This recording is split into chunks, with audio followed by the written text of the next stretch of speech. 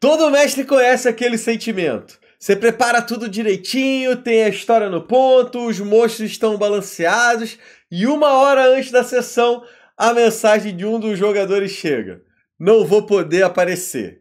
Ah, o que você faz? Pois foi exatamente isso que aconteceu no 6º episódio aqui dos Sentinelas. Mas como a gente já tinha comentado, vai ter sempre jogo, não importa o número de jogadores. E hoje eu vou te mostrar aqui uma sessão com poucos participantes, pode ajudar a avançar muito a história. Olá pessoal, Grun tá na área, trazendo para você acompanhar no canal mais de 30 anos de experiência preparando jogos de RPG. E no vídeo de hoje vamos ter os pensamentos do mestre envolvendo a preparação do 6º episódio da nossa campanha de D&D, os Sentinelas. E se você ainda não viu esse episódio, vai lá dar uma olhada antes de começar esse vídeo aqui, porque senão você vai acabar tomando spoilers. De qualquer maneira, como prometido, eu vou fazer mais uns testes usando esse modelo aqui, essa estrutura de preparação de aventuras. Principalmente o próximo episódio, que tem umas cenas mais livres fora da dungeon. Então eu recomendo bastante você assistir. Se você não conhece esse modelo, no final do vídeo eu vou deixar onde eu explico mais sobre ele e como você pode usar. De qualquer maneira aqui, o importante é logo o passo 1, porque como eu falei na introdução, nós tivemos 2 jogadores a menos, né? Então o passo 1, que é justamente os personagens, acabou sendo crucial.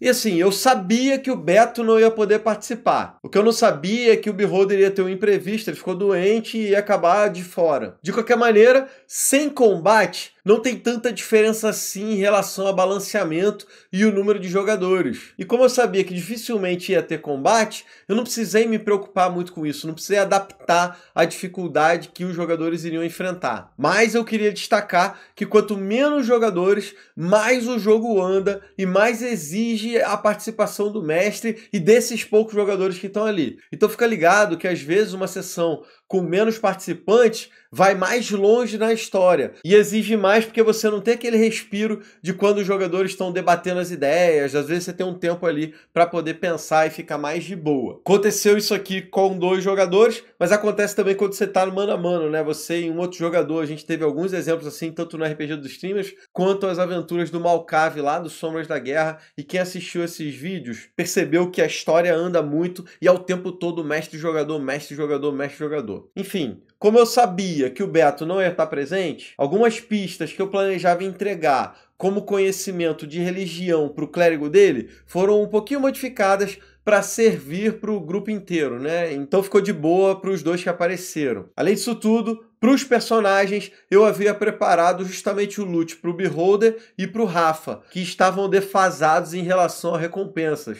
Os outros 2 já tinham ganhado itens. Então eu fiz um item para cada um, além de um bracelete de Blur, que é útil para todo mundo, aí eles veem o que eles fazem. Eu fiz uma arma especial para o Xamã do Beholder, com as nossas regras de manufatura de Fanti, e entreguei uma garra ossuda para ele, capaz de dar 2d4 de dano extra quando ele acerta um ataque crítico. Já para o feiticeiro do Rafa, eu entreguei uma Pearl of Power, que vai somar o slot de magia para ele. E com tudo isso, bora para a segunda etapa, para a cena inicial. Como eu sempre gosto de falar, essa é a única cena que você tem certeza que vai acontecer na sessão.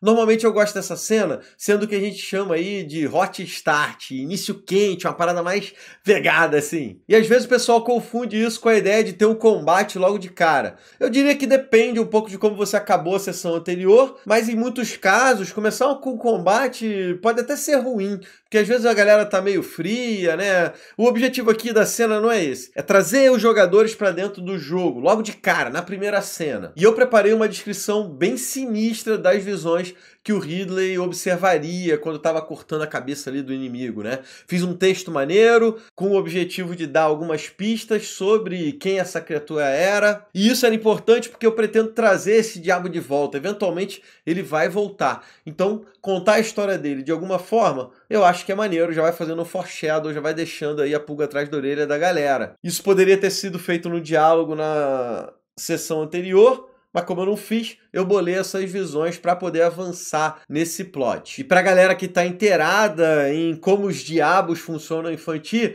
faz sentido ele retornar, não é nenhuma apelação. Se vocês quiserem, eu posso até fazer um vídeo separado depois explicando como que funcionam os celestiais, Diabos e Demônios infantil, porque é um pouco diferente, ficou muito maneiro. Se quiser ver isso, deixa aqui nos comentários que eu faço um outro vídeo depois. De qualquer maneira, infelizmente, essa cena inicial foi só descrição. Normalmente eu gosto quando tem algum tipo de interação com o jogador, mas era algo que eu tinha que fazer, não tinha muito jeito, era descrição mesmo. Essa foi a cena escolhida para o jogo, pelo menos ela serviu para trazer a galera para dentro da partida, para dar aquele pontapé inicial no RPG. Agora, para a etapa de possíveis cenas, eu podia descartar logo de cara a questão de monstros, NPCs e mapas de combate. Eu sabia que não ia ter nada disso, né? A investigação da localização onde a gente estava era justamente uma situação que provavelmente aconteceria. Então eu coloquei diversas informações sobre a história do lugar, tanto do templo quanto daquela passagem ali na frente, e isso acabou sendo o grosso do jogo, né? Explorar esse subterrâneo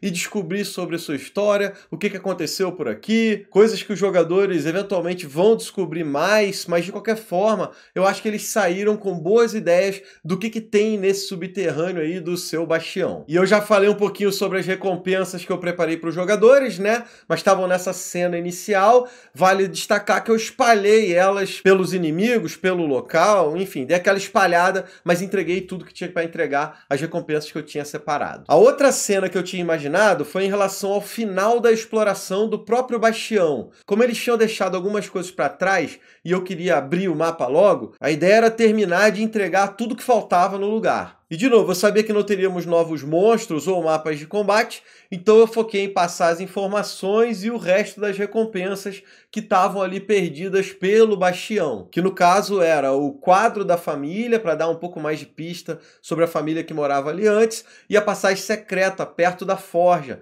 com a receita para poder fazer o escudo especial de manufatura de Fanti. Tinha também um NPC, o elfo lá, que tinha ficado por ali, eu tinha ele em mente, acabou que não foi tão relevante assim, mas de qualquer maneira, esse elfo tá ali, ele vai ser um bom contato com o próprio mercador lá da cidade, e tem esse cara, eu tava com ele na cabeça. A partir daí eu não tinha mais nada preparado, eu tava pronto para improvisar as outras cenas, eu imaginei que eles voltariam para a cidade, né, que eu tenho toda ajeitadinha ali com os NPCs, as localizações, tudo direitinho, eu tava pronto para representar qualquer personagem que eles fossem conversar, que eles fossem interagir. Ficou como dever de casa, eu acabei vacilando, que eu preciso pegar o valor prometido pelas orelhas lá, que a galera luteou, né? Eu devia ter feito isso para essa sessão, mas eu acabei esquecendo. De qualquer maneira, para o próximo jogo eu vou estar direitinho, e eu não sei se ficou a impressão de que o jogo andou pouco. Falei no início que com menos jogadores anda bastante, mas sei lá, eu acho que eram coisas importantes que precisariam ser feitas,